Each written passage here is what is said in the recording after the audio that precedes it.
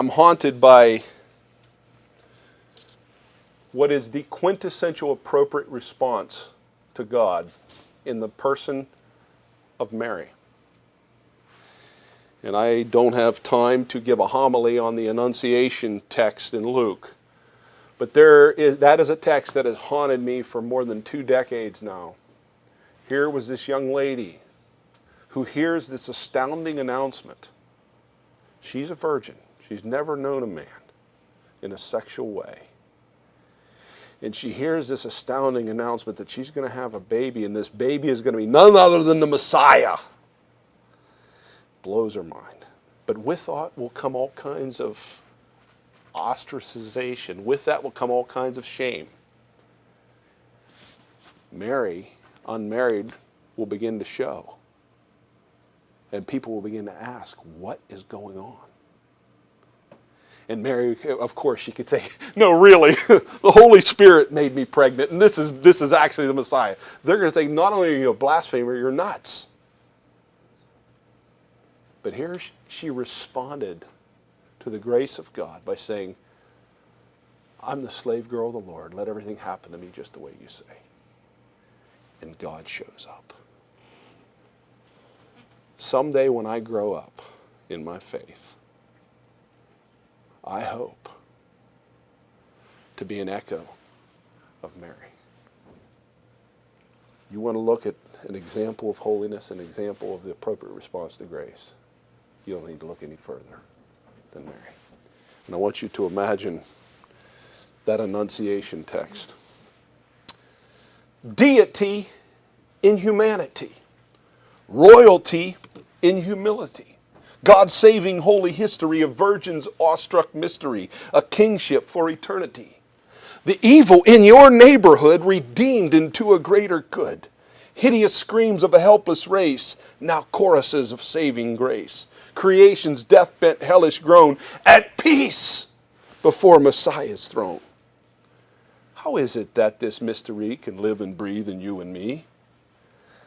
How is it that this mystery can live and breathe in you and me? The Holy One will come to you, and in his shadow find me too, and plant his own life deep within, and set us free from every sin, and at the impulse of his grace will let us know him face to face, and work through us to heal our race. If this gospel word is true, what must we say? What must we do?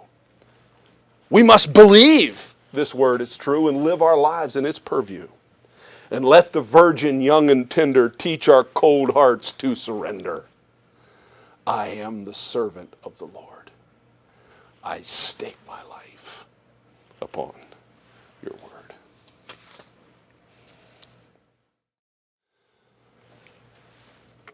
Some years ago, a couple years ago now, my mother gave me, or loaned me a book of hers, and she really wanted me to read it. Now, I had lots of other books to read. It was during winter break.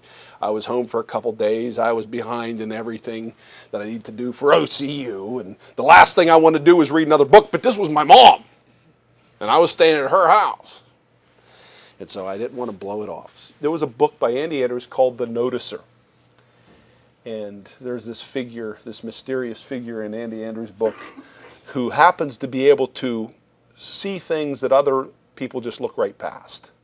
He doesn't just see the surface of people. He looks at them and he kind of is able to notice their struggle. And as I read the book, I began to think about God as the great noticer. Of course, I was taking one of the texts that transfixed me that weekend was the text when Hagar had fled and she was by herself, and God showed up and spoke her destiny to her. And she worshiped, and she says, you are the God who noticed me. You're the one who notices me. And that haunted me, and I began to look at the character of God as the noticer. And then I began to look at how that was to be our identity and our mission. And out came the noticer's prayer. Lord, teach me how to love, how to live.